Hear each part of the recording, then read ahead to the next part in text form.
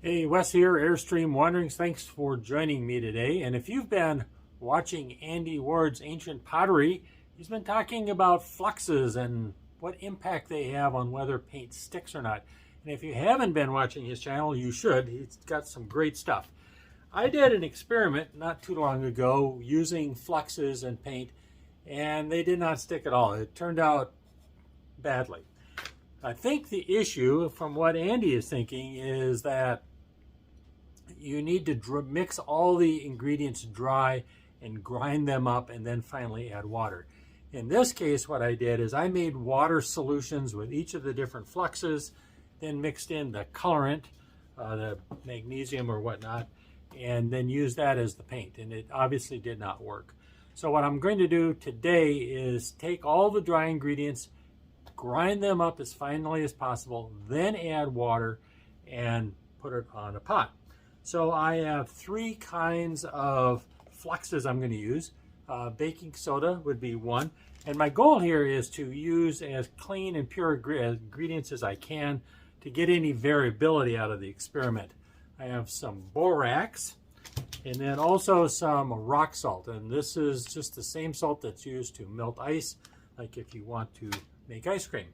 So for color, I have copper carbonate, I have manganese dioxide, and then I also have some iron oxide. I'm going to mix all these up. I'm going to add clay to all of it to see if that will help as well. So you get it all mixed up, get it on a pot, then take it outside and get it fired.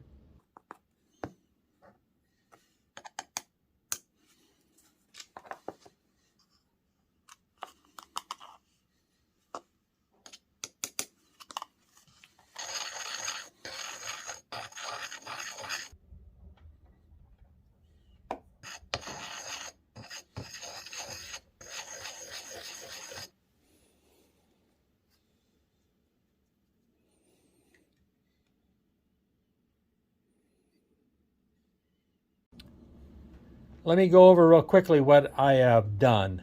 These are the different colors. So I have iron oxide, this is manganese dioxide, copper carbonate, and then in this one I mix copper carbonate and manganese dioxide together.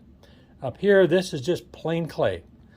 The first column down, this is the colorant with just clay. In this case, all the way down, I mixed in some clay and some borax.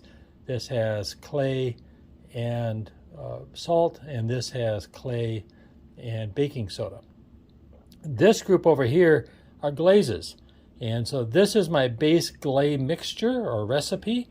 So it is galena, some clay, some copper carbonate, and manganese dioxide. And to that, in this case, I added borax, here I added salt, and here I added baking soda. So the next step is to take this out and get it fired and see if these different fluxes make a difference in whether our different colors are fugitive or not. The test pot has been fired, and I think some really interesting results, and I'll show you what I mean. Let's take a peek. Well, I have a lot to explain here, and I'll try to do it kind of quickly. Okay, first of all, the firing was hot. I used lump charcoal. I saw temperatures of 1050 degrees Celsius. That is a hot fire.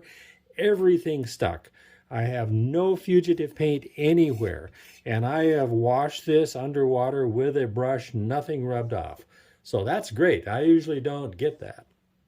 So do these fluxes make a difference? That's a question. First of all, this is just the clay I used as a binder, and that worked out fine. But when I mix clay with iron oxide, that is the best result. The fluxes don't seem to really make too much difference in terms of color. It may make a difference in terms of how it sticks at a lower temperature. When it comes to the black paint, this is the manganese dioxide. The borax made a big difference with that. It's very dark. It's a little bit coarse. It's not as smooth as just the manganese along with clay alone. Salt and soda didn't seem to make any difference. This is the copper carbonate.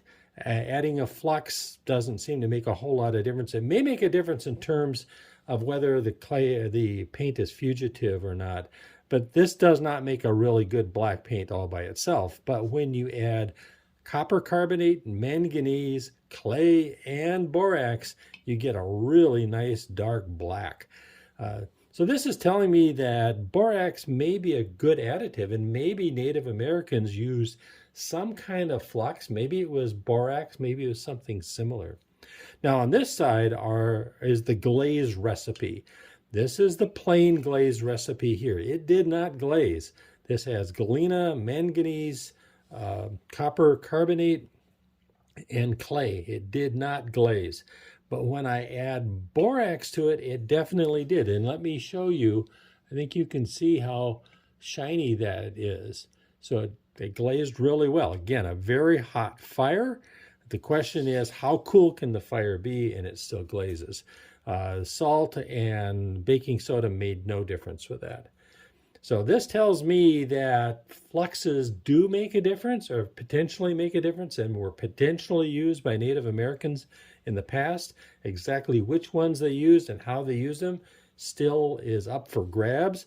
In all of these cases, I dry processed it. So I mix the flux, the clay, and the colorant all together dry, and then added water afterwards, and that seemed to make a difference as well. Well, I hope this was interesting to you and potentially useful. Thank you always for coming along. Thanks for your thumbs up and comments and such. And until next time, this is Wes with Airstream Wanderings, wishing you health, happiness, peace, and love. Take care. Bye-bye.